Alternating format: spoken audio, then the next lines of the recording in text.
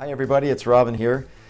The topic I'd like to discuss with you today is why I would not want to buy a condo that's less than 5 years old. Some of the reasons got to do with the reserve fund study, condo fees, a lot of uncertainty even if you're buying from a reputable builder.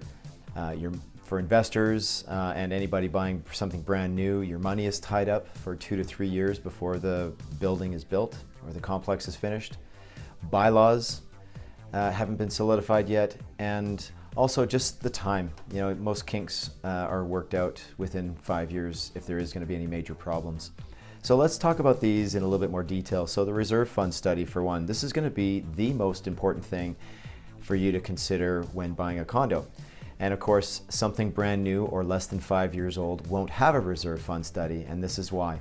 The Condo Act of Alberta, which was ratified in 2000, states that a condo corporation has to do a reserve fund study every 5 years. And this study is done by a third-party independent. They analyze the expenses, the long-range expenses, and it helps to determine the condo fees that you pay. So without a reserve fund study being done, you're kind of flying blind and you don't know what your condo fees are going to end up being long-term. So that's a bit of an unknown, and to me, something that would make me very fearful of buying something less than 5 years old. Condo fees, they haven't had a chance to settle yet because you haven't done a reserve fund study.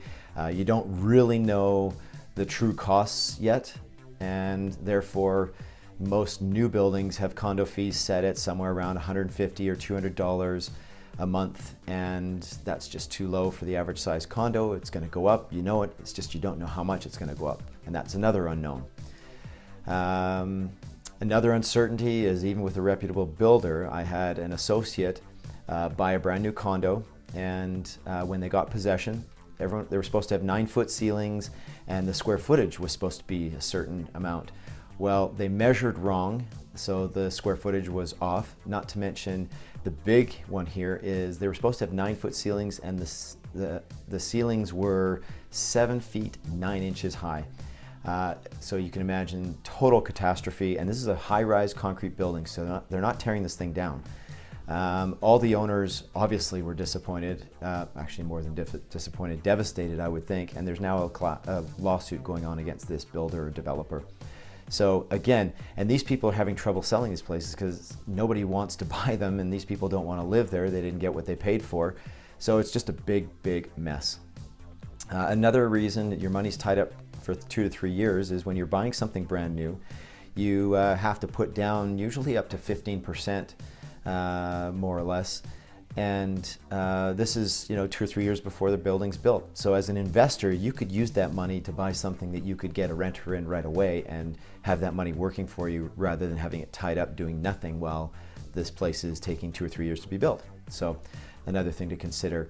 To do with the bylaws, well, again, because the reserve fund study hasn't been done, there's a chance that the bylaws haven't been done or at least completed. So there are changes that could occur with the bylaws that even if you are on the board, there's decisions that could be made that you don't favor, don't agree with, but it could affect your quality of living.